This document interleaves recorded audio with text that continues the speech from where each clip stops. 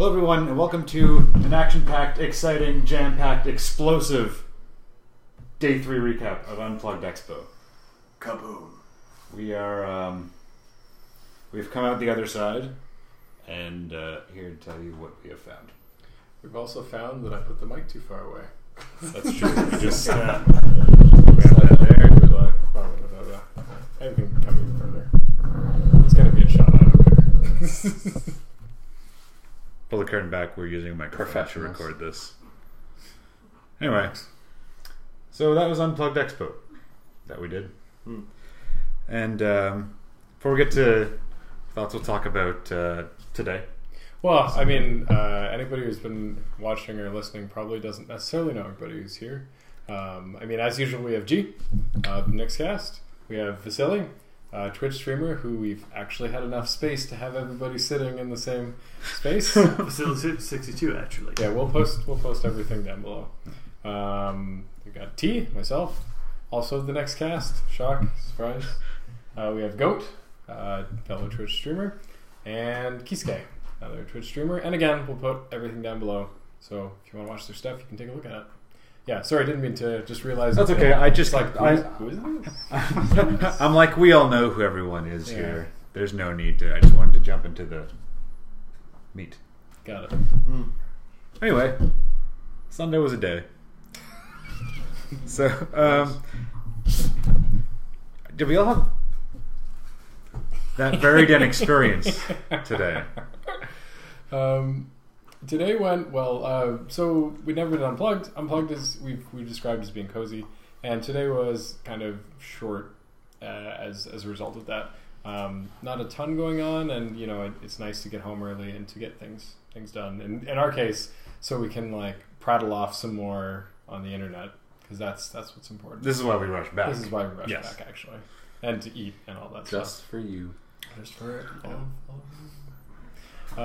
But what we did do today, we went and saw what was it?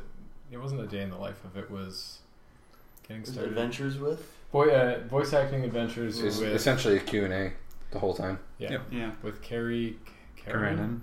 Hey, I got it this time. Good. Erica Mendez and Anthony Antfish. Sardina. Anthony Antfish. Yeah. Sardina. Yeah. Yep. So two of the main voice cast of, well, the main protagonists of Kill la Kill, and one of the members of Team 4-Star, which is an exciting little bit, getting to hear like a bit more about their experiences and about voice acting in general and kind of how they broke into it. It was really funny because I think it was Carrie who was just like, I didn't really think this was a thing. And then it just happened. I like auditioned for a cartoon. It's like, oh, that'd be neat. Yeah, maybe I'll try doing this now. Yeah. Yeah, I think she said hers progressed over like 3 years just of being like, that was fun. And then another opportunity come up. That was fun also. Maybe this will be my job. Yeah. Like that was It was a very casual approach. It sounds and I didn't think she meant it that way. Like obviously she did, obviously. But it's like in the moment it kind of occurred to me, it's like, wow, that's kind of backhanded for some of the people who are just like, I just decided to do. There are people who try their entire lives to get into this and they struggle, and she just like. I mean, I'm sure there was a lot of work put into it, but she didn't kind of address that part. She was just like, I decided that was something I wanted to get into. Chances are, once she did decide to get into it, that's when the work came in. Oh yeah. But her initial experience of it, she's describing as just like things came like, up. Friend I told me did about it. this, and that led to this, and that led to this sort of thing. But it was a good panel. It didn't cross over too much with the Kill la Kill panel. No, hardly at all, actually. Yeah. Different questions, different points. Although still, like just like the Kill la Kill, she very much. She has Erica Mendez and Anthony Sardinian. Sardina. Yeah. They're both just like laid back, and like, I'll talk about it. Carrie's like really that force of personality that she'll keep talking as long as they let her. Yeah. Well, and that's why I'm glad people actually went up to the microphone to ask the question, because otherwise I'm pretty sure it'd just be like, I'll tell you more about this story that I'm telling. Add more details, go up this way. She kind of fell into the role of moderator a little bit, because she was like, okay, now you can go. And then like, just because the way she was conducting herself during the panel anyway.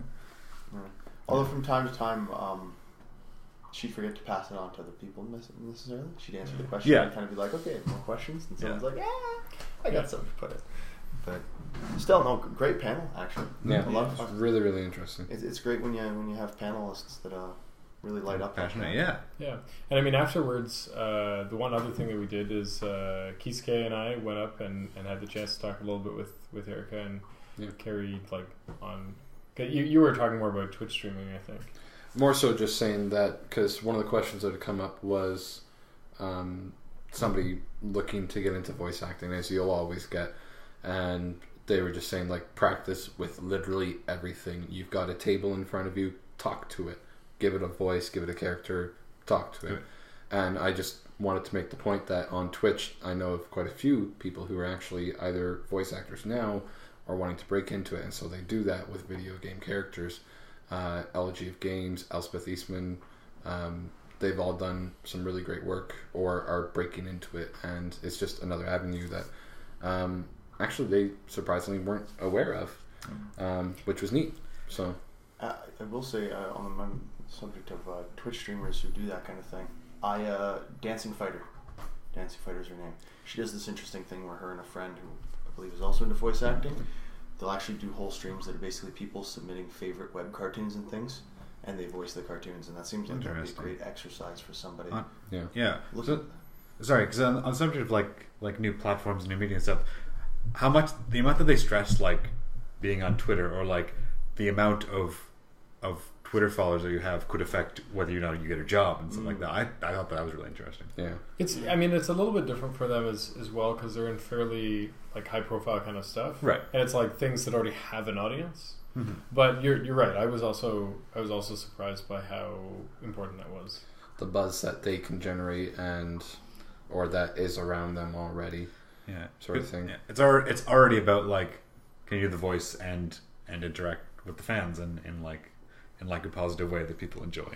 Then I wasn't so much surprised by that point, by how much of an effect that the social media has on the decisions who gets casted for things. So I'm trying to remember the guy's name, but there is a much beloved actor on Reddit who. His social media career has just skyrocketed thanks to input from Reddit, and that seems to be earning him a lot of roles now. Interesting.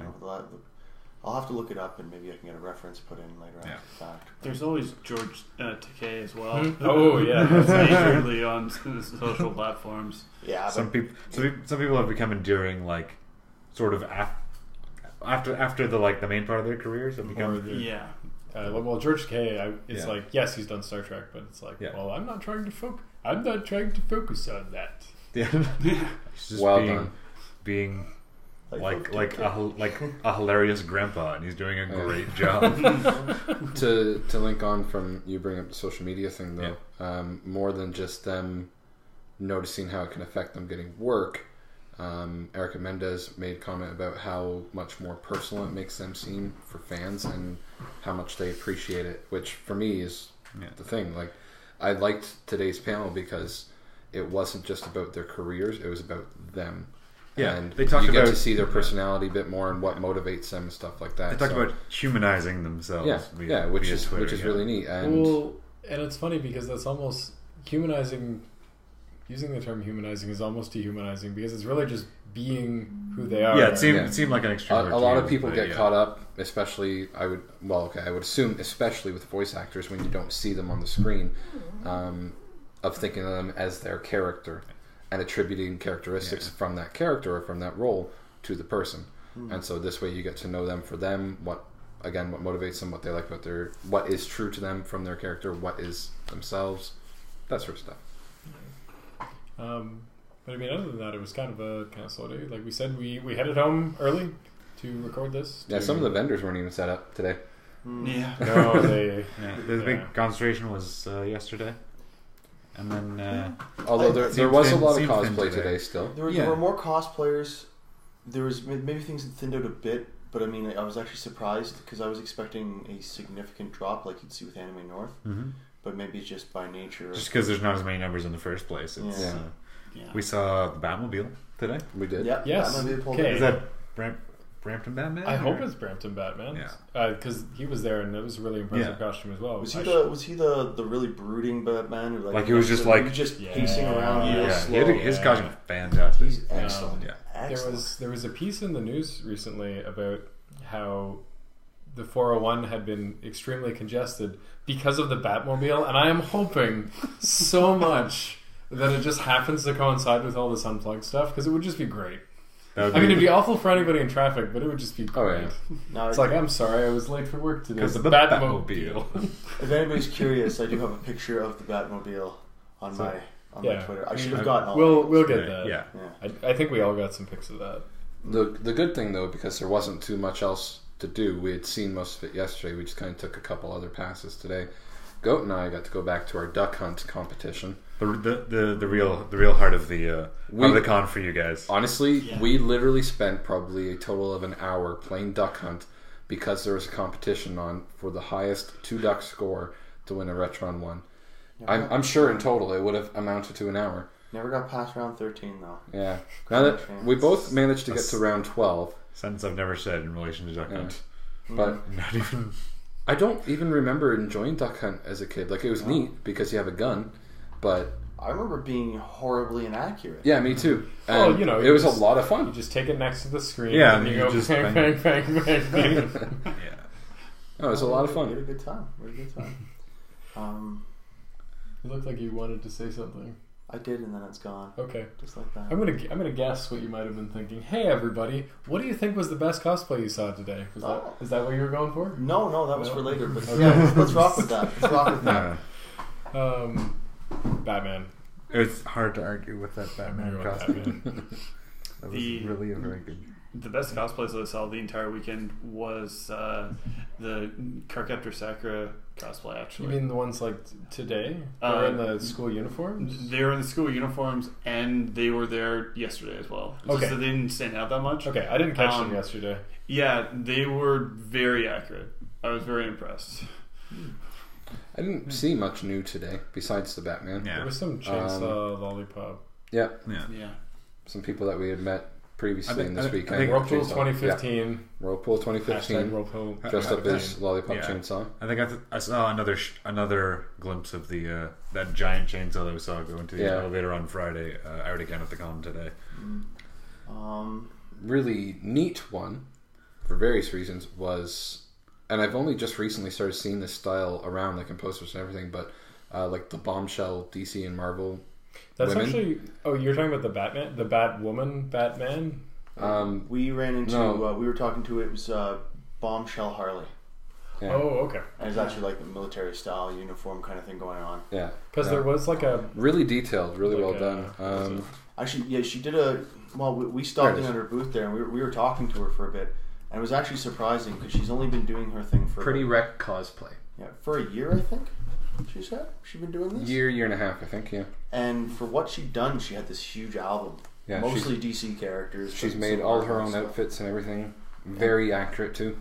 Just absolutely fantastic. The work she must have put in. Okay, because there was a Batwoman who was dressed like in kind of like a baseball uniform. Yeah, with a baseball bat. And I was reading on IO9. Oh, it was near the end. They were taking a bunch of pictures and stuff like that. Yeah. I was like, oh, that seems like a neat idea. Like Batwoman, haha, baseball. And I was like, I thought back, and I was reading on IO9 that there's like I don't know much about comics, so it's like a short run or like just a single issue. Okay. Yeah. It was about like it was a universe where Batman or Bruce Wayne and his family hadn't been killed because Batwoman came in and stepped in and like took out the people. Yeah. I think it was that version of Batwoman. Okay, yeah, that was a neat costume. I was like, I know that's related to Batwoman, but I wasn't sure about the whole story. Yeah. Honorable mention. Had him Reverse Flash for day 2. Yeah, I had the pleasure of seeing it, and kind of think you guys saw me taking the pictures. But all weekend there was a father walking around with her very young daughter who was dressed as Vader. So we had a mini Vader kicking around. And there had been a few stormtroopers throughout the weekend, but today there was 6. I think I saw 4 standard troopers, 2 speeder bike riders, and at least like a TIE pilot. There were 3 or 4 TIE pilots, but there were a couple speeder bikes as well. There was a whole group of them.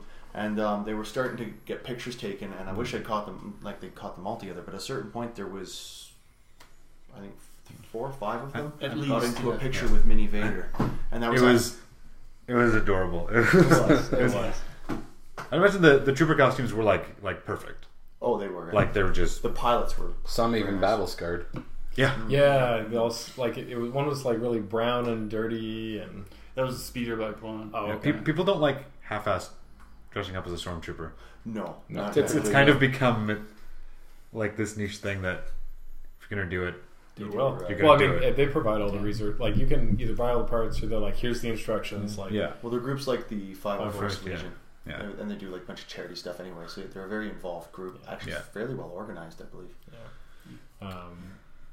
Was there? Do you remember now the thing that you wanted to? Not particularly. Okay. Although You wanna- I can always make commentary on the fact that outside of the actual con itself, I think we all love our just the attitude that everybody brings and the kind of people that cons draw, and it always usually leads to some interesting social experiences. And last night was no exception. Whirlpool 2015. But what goes in the whirlpool stays in the whirlpool, except for the things that came out of the whirlpool. Those things are totally fine to come out of the whirlpool. Like the water in the pool. Yeah. Yes. I was just going to say, are we going to give any background on that, or just let it be No. a mystery? No. I like mystery. Hashtag 2016 Whirlpool pre-hype. It's a long hashtag. So do we want to go into like kind of overall thoughts of the weekend? Sure. I was going to say that even though it was cozy, even though it wasn't huge, and even though there wasn't always something to do, that was still fun. It meant you could relax a little bit more, and more importantly, what I really like about going to cons is that there's always something that gets me energized. It's like, oh, there's this part of me that I seem to forget about, and it reminds me of that. And I'm like, you know what? I should do this stuff. And like, especially with it being so close to Anime North, since the previous con we've gone to, that's still kind of fresh. And I'm like, oh right, I really need to do these things that I want to do, all these fanish. Like if I wanted to do a costume for Anime North, it's like, okay, Now I got that. I actually need to get that going. If I want to experiment with armor making, then like Halloween is coming up. Maybe that's a good idea. But like having that con reminds me of that. It reinforces all that kind of stuff that, Yeah. that like lingers. And if I focus on that part, I don't focus on the, man, it'd be really nice to meet some new people. That's my... Yeah, okay. That's Mine. actually a good summary of it, because as you say, you tend to do a lot more, and it's got me. I took a few more pictures. I took like no pictures at Anime North. I posted nothing. Yeah. I posted a few today, and it made me think like, wow, there's a lot of things I wish I'd taken pictures of and like tweeted out in previous days. Oh yeah. So going forward, I'm going to be doing a lot more of that, and it was. I know there have been game stations at Anime North that we never stopped at. At least I There's so much stuff. There's so in a much, separate building. and that's part of the thing, right? Anime North, you go to a thing, you're missing 19 other things. Here, there were like 3 events in like an hour, basically, right? And then And typically, there's nothing conflicting with. You're missing 2 other things, but they're generally not things you care about. Yeah, they're not. They don't all appeal to the same person. Yeah. So there wasn't that like kind of. Well, I got to make sure my schedule's packed so I don't miss anything. There's a couple things you want to go to, and then you can just like. It was kind of unfortunate if there was a long wait and you kind of had to like walk around the dealer's room a few times, because you're not going to go right back to the hotel. But less. I mean, the pressure is self-inflicted, but there's less pressure to do a lot of stuff. But it was more like I enjoyed the things that I saw. I had a good time. I saw stuff that I would not have seen had I not gone. And the nights were kind of free. Yeah. We want to chill and kind of decompress reflect and just hang out. So it was about what I expected, and I enjoyed it because of that. I didn't really know what to expect coming in, but I'm glad I came. Reconnecting with you guys and getting back into cons, because I haven't been able to go to Anime North or anything for at least 2 years. I don't even think I went for a year or 2 before I moved to England for a couple of years. So this is the first one I'm getting back to it, and reiterating what I said yesterday, I did really appreciate being able to actually have conversations with vendors and artists and people that were there. Like even, and I know I took a little bit too much time today talking with Erica and Carrie and Anthony. but I was able to have like a 5-minute conversation with them. Got some signatures, just chatted, got a picture. It Great. wasn't just like a real rush like, hey, I've never seen your show, but I liked your interview out there. That was Yeah. great. Yeah. But yeah. Joe, you want to go? I covered more. Okay. Anyway. Joe was like, ditto. Pretty much. For me, I mostly just came to this con to have a good time. And there wasn't really much on the schedule that I wanted to go and see. I saw the Oculus Rift, which was really good. And the guy who was doing it, he was really into it, as Goat mentioned before on a previous cast.